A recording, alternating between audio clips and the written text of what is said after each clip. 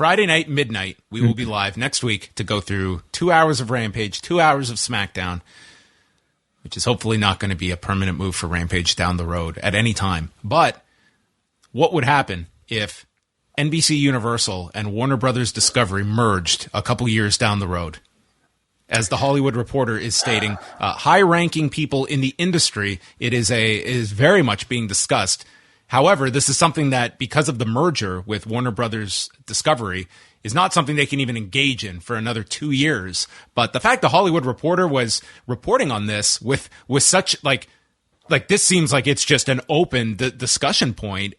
It has to be a very real possibility, which, I mean, the pro wrestling side is kind of just secondary, if not way down the pecking order. But it's a wild story to fathom, and further constriction of major media conglomerates, which is not a great thing for a society, but it's the reality of the world when Warner Brothers Discovery is trying to slash like $50 billion of debt. Yeah. It is, in some ways it's kind of cool, like as a fan, to think that, oh, maybe like, you know, these properties can all be like on one service, and then I would only have to pay one fee, and now I can get all this stuff. Yeah, you'd be one gigantic fee because you have no options, Way. Right. Like Rogers and Bell get together for the ultimate cable and phone service, and you are screwed. No, it's ridiculous. Instead of half the country being shut down when Rogers, the whole country would be down. Yeah. But yeah, I mean, I think the lack of competition is bad for potentially the industry. But as far as like, you know, the wrestling side of things goes, we have no idea how it'll affect it. We don't even know if either promotion will have a significant relationship with either one come 2024 or whatever this thing become, you know, it possibly gets executed, right? You know, if you're either promotion, if this were to occur, do you have any say? Could you say anything? You know, or, you know, or at least could you, like, would it give you reason to not be a part of either this giant conglomerate? In terms of like you, the consumer? No, the wrestling promotions. Oh, I mean, at that point, I mean, it's just, you don't even know how something like that could shake out, because you would think by the time something like this would happen, like you'd have existing deals providing that, you know, both WWE and AEW resign. Like this would not be a reality until these negotiations are over, and you would have two competing wrestling properties, but the potential of like a merger where you would have them on networks that are now all under your one umbrella. Like in 5 years, this could be a massive, massive story, maybe even shorter than 5 years, but really hard to forecast what it could mean. But it's a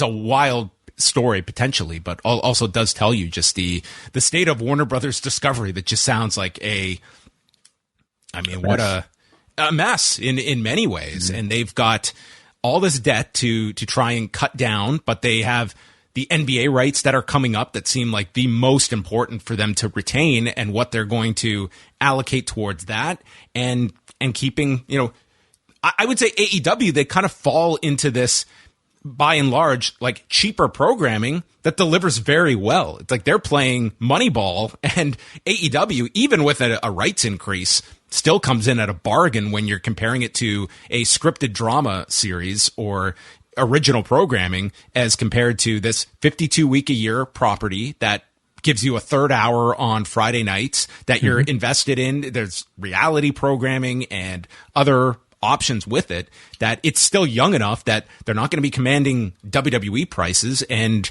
it's like, we're going to talk about the ratings in a minute for Dynamite, like to get that on a Wednesday night, and we're number one in 18 to 49, males 18 to 49, and we get we're not paying NBA prices, but we're getting a show that frequently tops their cable charts every Wednesday night. So they're in a very interesting predicament if you're Warner Brothers and what you're allocating money for.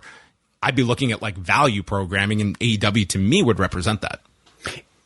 If it's not Warner, do you have, you know, off the top of your head, any sort of like competitors that you think AEW might be shopping around for?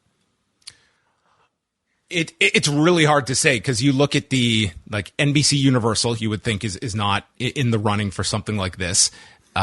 Your options would be, at least in terms of having a cable, like linear television presence, like ESPN. Would ESPN be interested in professional wrestling? They've sort of, they've had their closeness with WWE over the years, but in terms of like weekly programming, you'd have to be going back to the AWA days.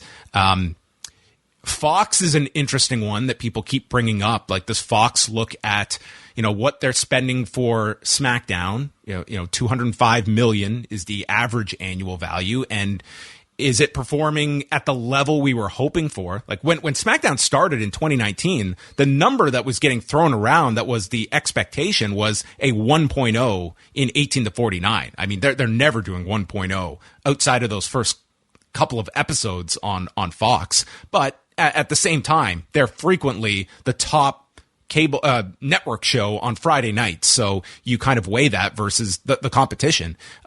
That it is still valuable programming, but does Fox look at it like, hey, we could invest in, we're sold on professional wrestling. It doesn't have to be WWE or nothing. And here's this property that has grown at the exact same time we got SmackDown. Like, they were within days of each other launching SmackDown on Fox and Dynamite launching. I am sure that they have charted that growth.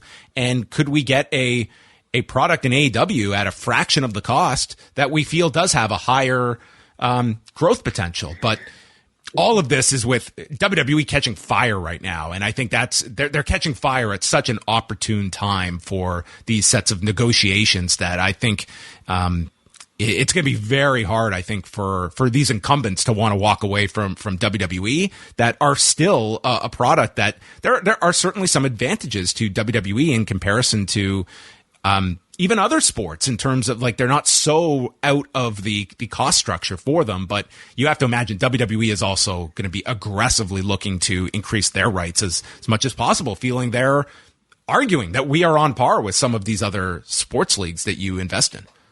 And when is that season of negotiation? So WWE's rights are up in the fall. The end of September 2024 is when the deal is ending. So last time that the negotiations, they announced a deal around like May of the year prior, as I recall. So you're looking about a year and a half in advance. So you would think like these negotiations, I would imagine, are the serious talks are going to be early next year, and maybe by spring we have an announcement.